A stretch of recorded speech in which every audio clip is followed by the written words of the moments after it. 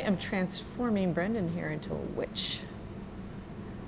Kind of a traditional craggy witch. And I'm just using a regular brush I got from an art store. You don't have to buy fancy makeup brushes or anything like that. You can just get art brushes from your local art store. But I'm doing a kind of a basic, very basic ghoul makeup here. So I'm starting with just a red tone, just to have fun, because our witch is a little bit more creepy that way. I tell people, draw a line first and then blend away from it. So many people, they try to go for the finished product too soon. So kind of draw lines where you normally get shadows. And sometimes, you know how you can cheat is you take a flashlight and you put it under your chin and you see all those crazy shadows, and then you try to kind of recreate that on the face. So that's a way, you know, put the flashlight above you or below, you get different looks, and then you try to recreate where those shadows fall. Kind of helps out. But just, you know, the whole thing is to have fun. To have a lot of fun and to not be scared, and you're just doing something together as a family, which is the most important thing. You know, so don't be scared. I think using a brush really helps out a lot. A lot of times the little brushes that come in the kits are too small and too delicate, and you know, the little sponges you can't quite grip onto. So, you know, go spend a couple bucks and just, you know, get a basic brush. This is nothing fancy. I think it cost me $2, and that helps a lot. One of the mistakes people make is putting too much of the makeup on their brush. So when they go to put it on, it's hard to deal with and it's almost overwhelming. So try not to put too much makeup, just a little dab.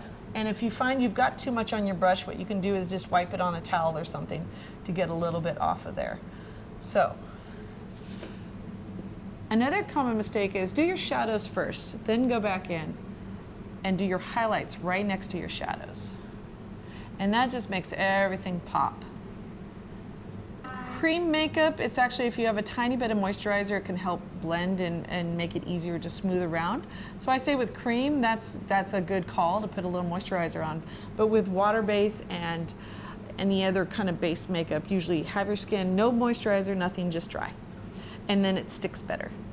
But with cream, it's blending with it, and it helps you kind of smooth things around.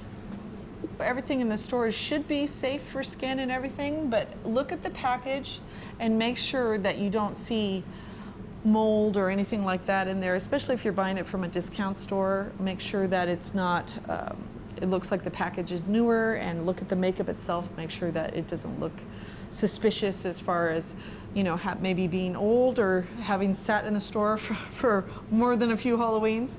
So just be careful and cautious about that. I think the biggest thing is also too, don't, as you see on this palette here, I've kind of dipped out the makeup onto a separate palette, and then I'm working from there. When you're working with the whole family and everyone's sharing the whole palette, you can kind of spread things around, maybe a cold, give everyone a cold. So try to separate out the makeup from the package and work from there, so you don't accidentally, you know, pass a cold around if it happens somebody's got one. A lot of people are challenged when it comes to taking off theatrical makeup at the end of the night. So a good old standby is Pond's cold cream. Believe it or not, it takes almost everything off. So Grandma was right, it works fantastic. But a rule is, if it's water-based makeup, water is the best thing to get it off, soap and water. If it's cream-based makeup, then a makeup wipe or soap and water again involved to get it off. And then if you have a stain, I'll give you a really big tip. Barbasol shaving cream takes off red stain.